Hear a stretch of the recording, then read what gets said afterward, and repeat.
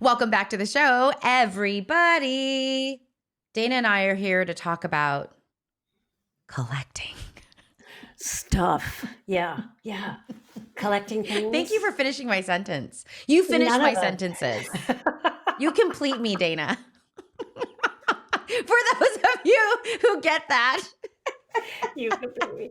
That line in that movie bugs the crap out of me, because it's like, but you should need another person to complete yourself. You should be complete. Just the psychologist, right? A lot of movies are lost on us because we're just analyzing.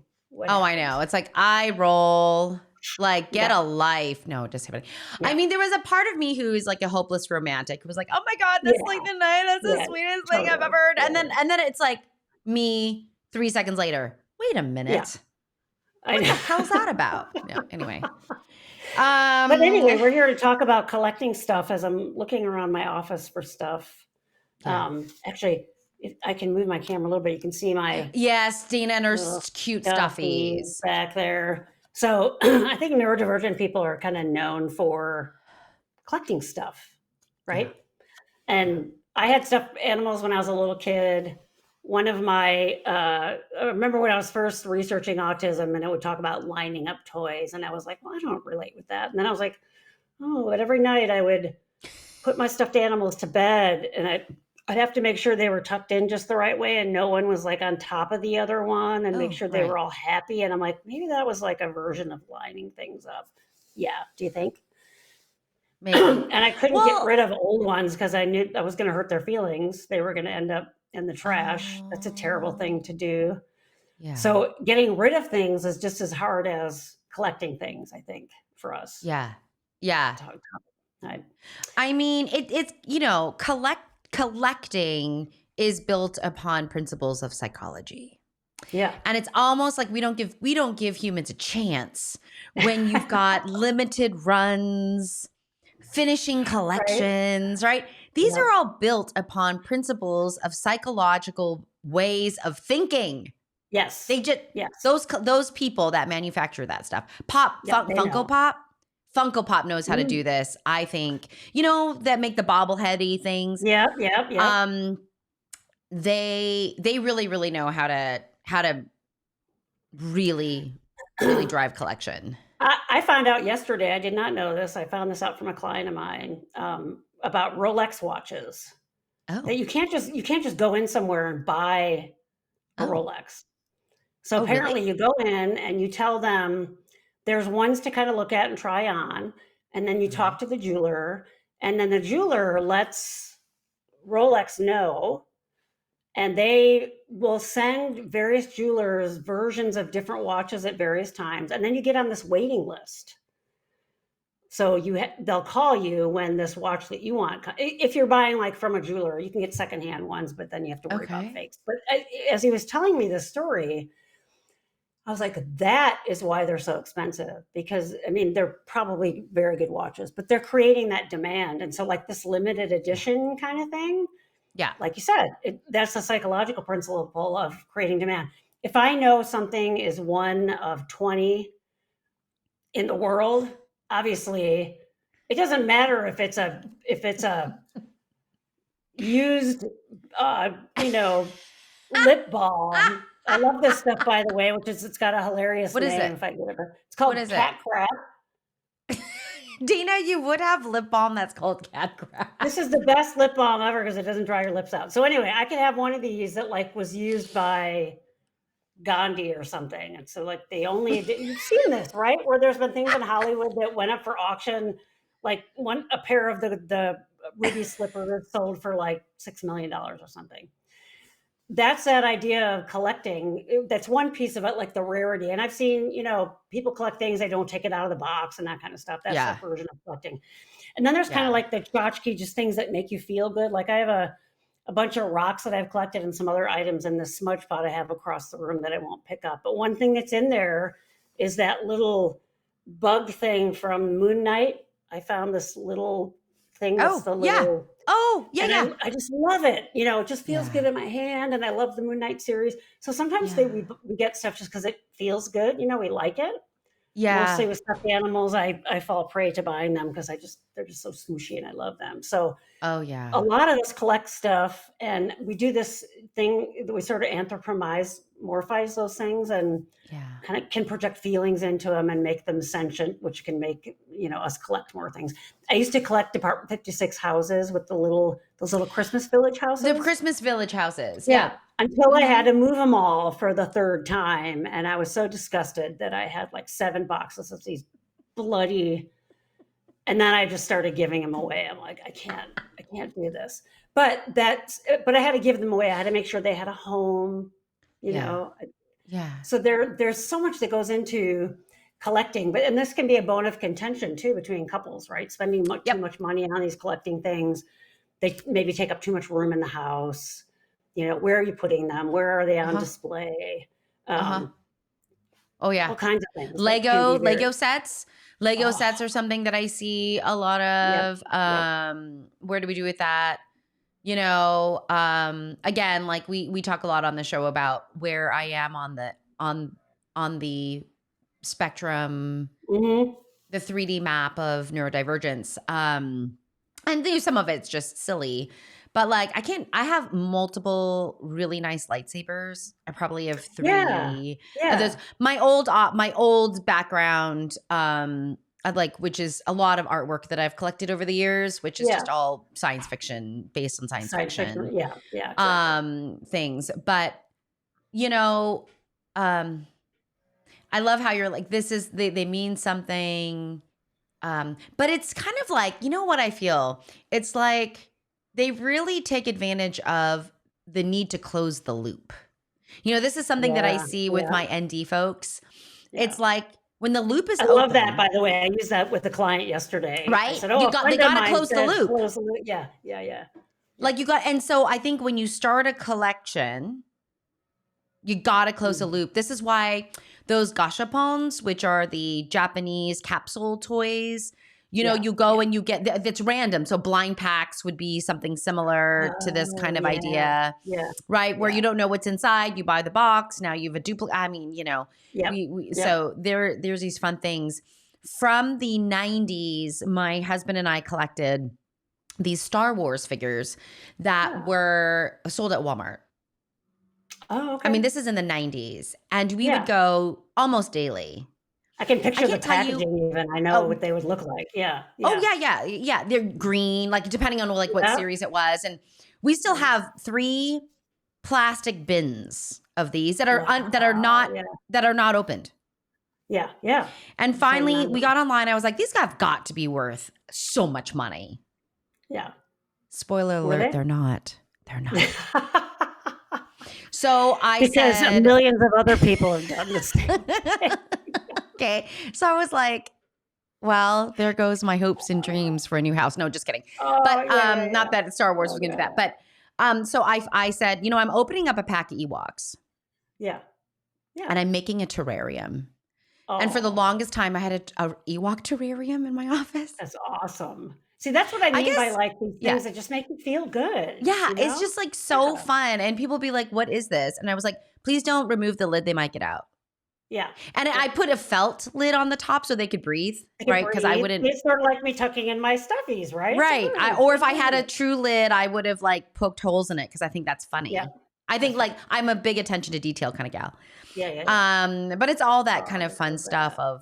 of collecting, and I I had this bet you, enormous yeah. teddy bear that was, like, bigger, almost bigger than me, but you could lean into. He's awesome, right?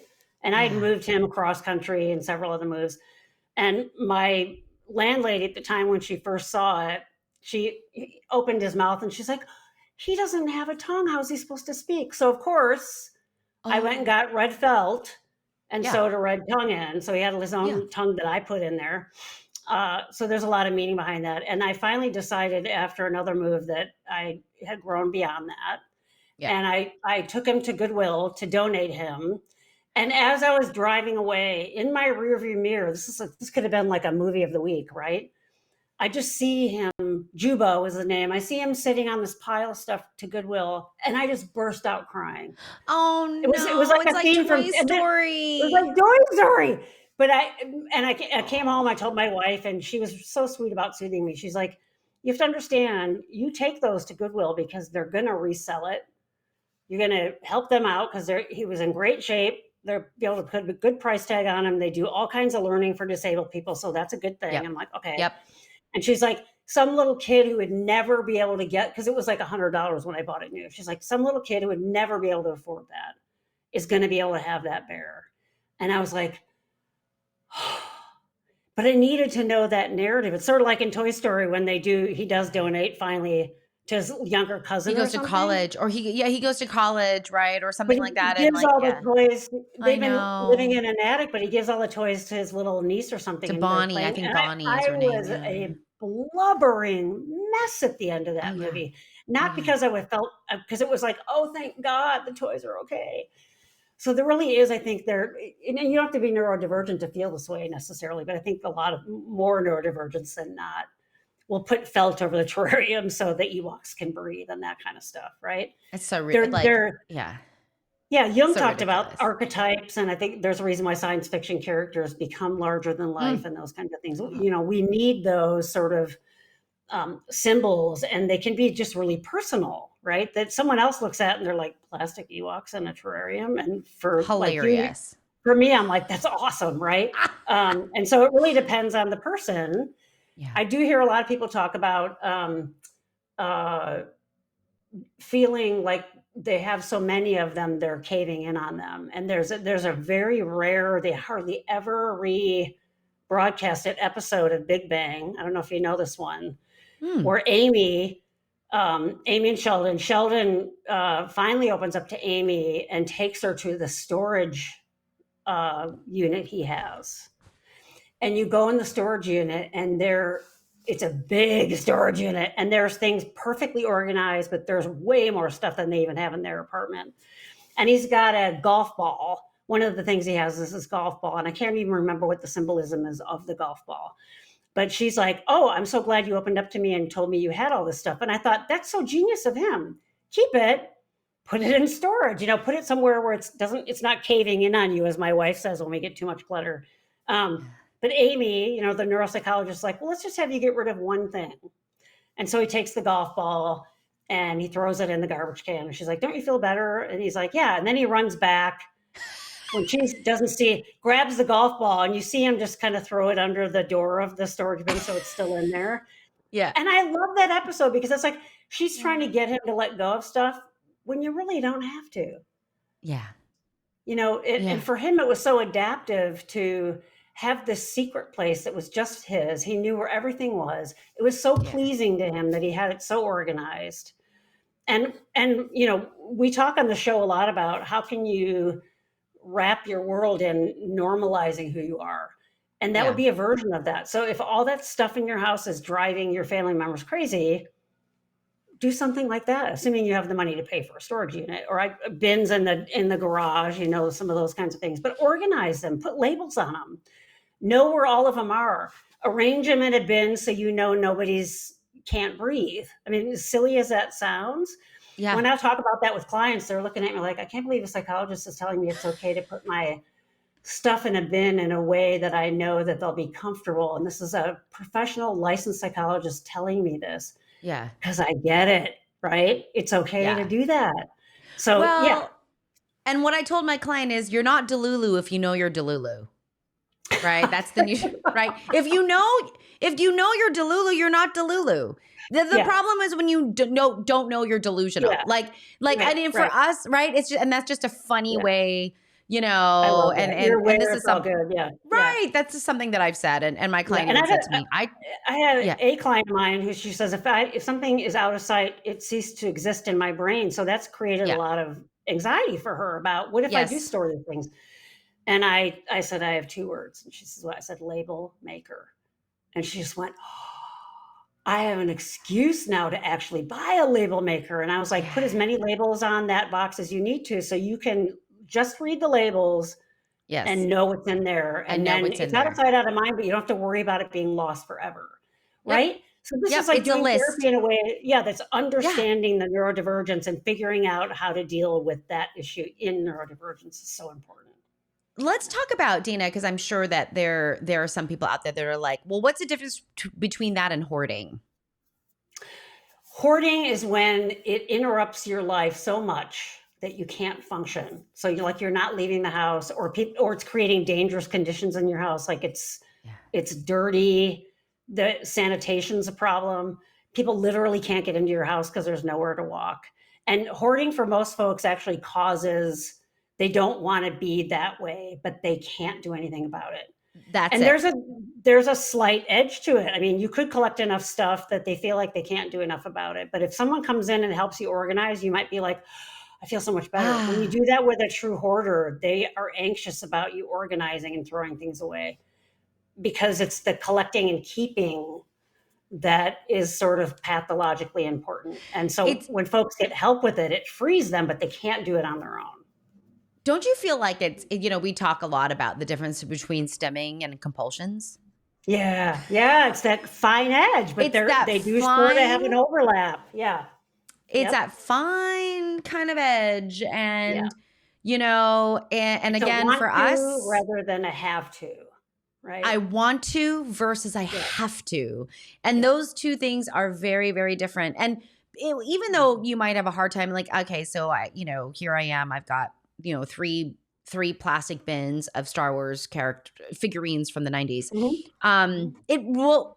We will probably, I mean, at this point in time, I can't see us ever getting, the bin, when my husband and I clean out the garage, those bins go right off to the side. Like, we both have a very, very clear understanding, nobody touching those bins. That's right. And it was so, when we did a yard sale, we brought those bins inside. We were like, you don't want someone accidentally walking off with those, right? No one touching those bins, right. which was just so funny, because I don't know what we're going to do, even though I've got some craft ideas about what I might do and open up those packages. But they're important to you, and you get something from them. Yeah, that's the difference. Yeah. I'm gonna repurpose them, Dana. I saw this really cool thing in an art museum, an art studio. That's a better description. And they had these Star Wars figurines, like preserved butterflies, like in the shadow boxes. Cave. Oh yeah. And they had them up. They had them up with the pins and like distressed labels. I was like, I need to do that with my figurines. You can make a huge one, but keep them in the packaging. It could be an entire wall in the packaging. So you can do two things at once. You could preserve the package and do the art. See, the two neurodivergents together colluding is probably not a good idea. I love it. Or hang on to them another 30 years to when they will be worth something, because they'll be more. Dana, I feel like I'm like, I can't hold my breath on that. Like, I don't know. Yeah, there you go. You know what? If you're listening to this and you and I don't know something about those Star Wars figures from the 90s, I want you to put it in the comments what I should know. But maybe the other thing too is, what do you collect? Yeah. I don't know one neurodivergent person who doesn't collect something. That's right. Yep. Mine volume-wise would be tools, because I like doing stuff to the house, and I have tools, and I do have tools that I bought that I still haven't used. But I might someday, and that's the collection part. And that is not hoarding. Okay, people? Okay. I'll show you how well organized they are. Yeah, they're down in my basement in a nice giant cabinet, and I know exactly where everything is. It's awesome. With labels. And I don't even need to label them, because they're so important to me. I know exactly which exactly where they are. Yeah. All right, everybody. Well, let us know what you collect, because I would love. I mean, I've heard some of the greatest collection things. I can't even tell you. The imagination cannot even fathom what people collect. Anyway, really, I would love to know. Please comment. I would love. Please comment. Yeah. All right, everyone, be good to you, and get that. Maybe this is your universal sign to get that special edition Funko Pop that you've been meaning to get, but you've said No. I probably shouldn't, yeah, but I want to. I Yeah. really want to. Yeah. But maybe Dana and Gwen said yes. I don't know. You can blame it on us. It could have been It's all us. good. Yeah. Deniability. Okay, bye everyone. Bye, everybody.